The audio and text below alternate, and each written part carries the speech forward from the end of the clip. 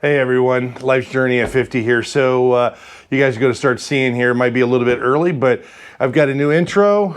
Let me know what you guys' thoughts are on it. This will probably be the first one. It's going to be around my Aprilia just to kind of get a test out there.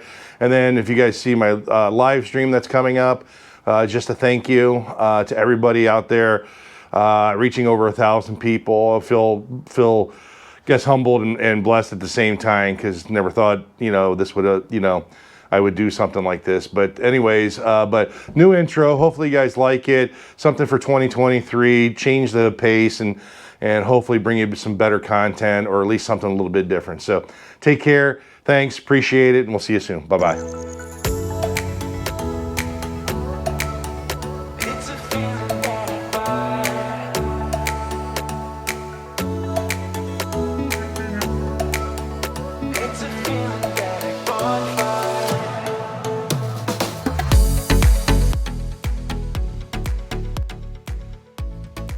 Hey everybody, Life's Journey at 50 here. So, hey, had a lot of people reach out, and a couple pretty adamant, so that's a good thing, right?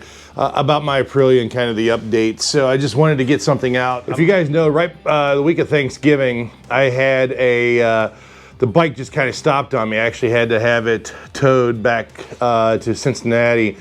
We were out just getting ready to do the Southern Ohio Adventure Loop. And it just kind of died. And so what I come to find out is, before the break-in period, and I don't know if anybody else has experienced this, but Aprilia has a limp mode.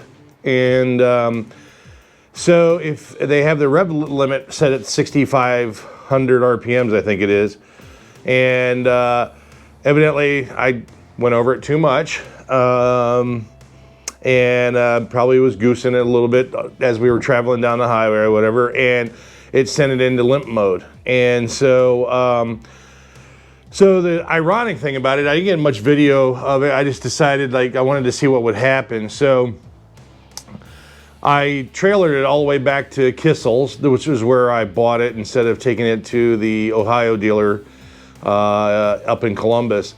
And just because I bought it there, it had, basically 495 miles, less than 500. I'll call it 500 miles. And I just wanted to make sure that you guys know how things are. I mean, there's chances of anything could be bad, a lemon, something wrong, whatever. Just, things do happen. And so, 3-4 days later, it was the day after Thanksgiving. I rode to Kissel. I didn't ride, but trailered my bike all the way back to Kissel's. And probably if you saw the videos, that's when I finished the Mid-Atlantic BDR on cap here. So get to Kissel's, take the bike out, get it there, and the tech guy, he gets on the bike, starts right up, and it takes off. And I'm like, you got to be kidding me. So I get on it, take it out, and so what he said ends up happening is, once it sits for 3 or 4 days, it will kind of re-engage or whatever. So, anyhow, they went through it all. I left the bike up there because for me, it's about 400 miles away. So it's not, around the corner type of journey. So a couple of guys I ride with, they were taking their bikes back to Kissel to get some service and stuff worked on. And I just figured we would pile in together. They went up there. They were actually going to bring my bike back because obviously I had to make a separate trip. Long story short is that during that time, Kissel's was able to get in the quick shifter. So I'm having the quick shifter put in. I also decided to put some Clearwater lights on the bike. Because again, doing more off-road and stuff, and I a little bit more visibility. And then if I'm riding anytime later, night, whatever it is, just a little bit more visibility with the lights. And so they still have the bike. So that's the reason why you guys haven't seen it. It's been over a month.